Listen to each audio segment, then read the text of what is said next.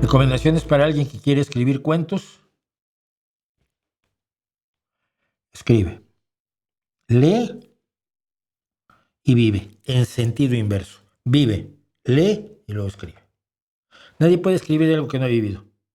Tiene que vivir cosas para poder escribir sobre ellas.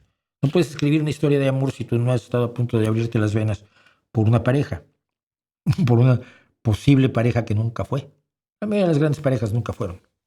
Fueron posibles parejas que nunca fueron. Primero hay que vivir, luego hay que leer mucho. Y luego hay que escribir, si puedes meterte un buen taller literario. Los talleres literarios tienen una ventaja maravillosa y siempre lo diré. Los talleres literarios no te enseñan a escribir, te enseñan autocrítica. Lo voy a explicar. No sé si ustedes saben lo que pasa en un taller literario. Todos vamos a hacer, todo el mundo llega con su cuento. A veces se acuerda un tema y es un cuento de 2 páginas para la próxima semana sobre cualquier cosa. Un señor que pierde su trabajo. O una señora que le da su empleo, pero su empleo le resulta lo más incómodo para sus otras actividades que tiene como deportista. Cualquier cosa. 5, 6, 7 personas que forman parte del taller vienen la semana siguiente y cada uno lee su cuento. Tú lees tu cuento y luego todos tus compañeros te ponen verde. Te dicen lo que hiciste mal en el cuento. Y tú sientes que el asesinato puede estar justificado. Eso es tu cuento y lo están deshaciendo esos desgraciados que no saben nada. No saben escribir, son unos inútiles. Te están haciendo trizas tu cuento. Personaje es incoherente, es plano, no tiene emociones, tienes agujeros en el argumento, la atmósfera está mal planteada, al final ya no sabía si era hombre, mujer o cosa. Son horribles los compañeros de taller literario, los odias. Luego otro lee su cuento. Y entonces tú, que eres un genio de la literatura, partamos de eso, ya dices, no, está muy mal, mira, tu personaje es bidimensional, no tiene profundidad, no tiene emociones reales, no se transmite humanidad, además la atmósfera está mal planteada y por supuesto tiene unos agujeros argumentales del copón bendito.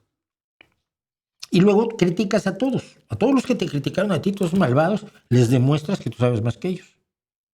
Y te vas muy contento a tu casa. Luego te pones a escribir el cuento de la semana próxima. Y estás escribiendo y de pronto te paras y dices, uy, no, estoy mal aquí. ¿Qué pasa? Que lo que te dijeron te ha influido y estás cambiando tu forma de escribir gracias a tus compañeros de taller. Si no saben nada, no saben ni escribir.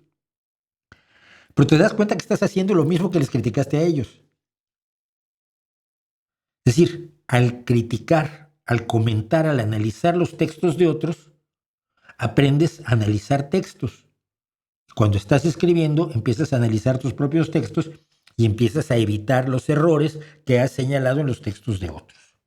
Por lo menos a mí para eso, según yo, para eso sirve un taller literario. Aprendes a autocrítica. Te das cuenta que estás haciendo algo que aquel o aquella pobres les dijiste que era horroroso, que utilizaba unas palabras simplonas y carentes totalmente de ritmo poético para presentar una cosa que ameritaría una aproximación más bien lírica. Y tú estás haciendo lo mismo y te dices, no, borro y vuelvo a escribir. Y así es como mejoras escribiendo, pero se mejora sobre todo escribiendo.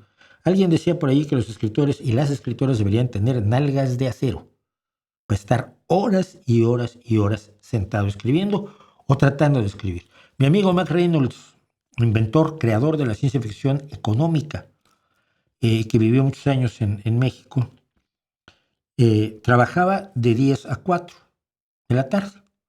Yo estuve viviendo en su casa, fui a visitarlo, estuve 5 o 6 días en su casa, su esposa nos daba de comer como a dioses, era la chef de uno de los hoteles de San Juan, no fue en San Juan del Río, bueno, donde fuera. Y él a las 10 de la mañana me decía, pues te vas de la casa, ¿no? O si te quieres quedar aquí mirando las paredes, y regresa a las 4 y comemos. Yo le decía, oye, y si no tienes nada que escribir, ¿qué haces? Miro la página en blanco hasta que tenga algo que escribir. Se sentaba frente a la máquina de escribir todos los días de 10 de la mañana a 4 de la tarde, 6 horas. Siempre admiré la disciplina del bien del buen, queridísimo Mac Reynolds, un gran personaje. Esa es la idea, vivir, leer mucho, leer a los mejores. Quiere escribir cuentos, lea a Edgar Allan Poe, lea a Lovecraft, lea a Borges. Si no lees a Borges estás perdido, tienes que leer a Borges. Si quieres escribir humor, pues tendrás que leer a los grandes humoristas, tendrás que leer a Marco Aurelio Almazán en México, tendrás que leer ay Dios mío, se me va el nombre del español de La Tournée de Dios, y de Amor se escribe sin H, y de Espérame en Siberia, vida mía. Se me ha olvidado el nombre, luego me acuerdo de él o aparece aquí. Siempre me pasa con todos los nombres. Lee mucho, y luego escribe mejor de lo que leíste si puedes, ¿no? Y para eso te sirve un taller literario. Que el gran humorista español, pese a ser de derechas y pese a ser religioso, es un gran humorista, es Enrique Jardiel Poncela, cuya novela, maravillosa novela, Espérame en Siberia, vida mía, fue llevada al cine en México con Tintán como protagonista, con el nombre Mátenme porque me muero, que luego usó Caifanes para hacer una de las pocas canciones buenas que tiene. Uy, me van a dar, me van a dar, me van a dar.